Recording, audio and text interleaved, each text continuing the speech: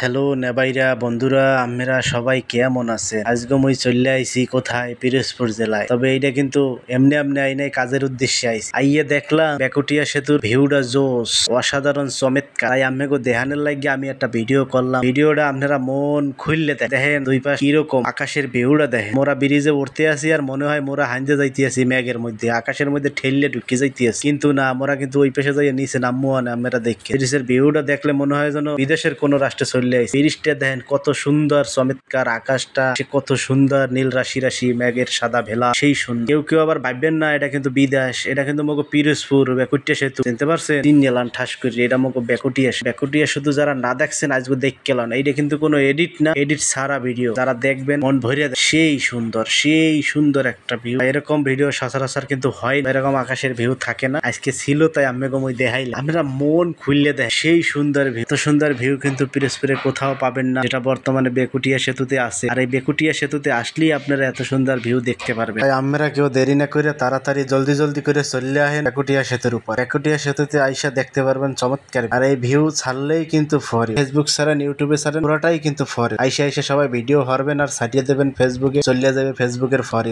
আর বন্ধুরা নেবাইরা, আর আমার ভিডিওটা কেমন হয়েছে আপনারা সবাই কমেন্ট করে জানান। অবশ্যই আমি কিন্তু প্রথম এরকম একটা ভিডিও তৈরি করলাম। আর ভিডিওটা কিন্তু সম্পূর্ণ নন, কোনো এডিট নয়, রূপে গুণে ভরপুর। মগো পিরোজপুর জেলা, আপনাদের সবাইকে দাওয়াত রইল, সবাই চলে আসি। আজকে এই পর্যন্ত। আপনারা সবাই ভালো থাকবেন, আল্লাহ হাফেজ।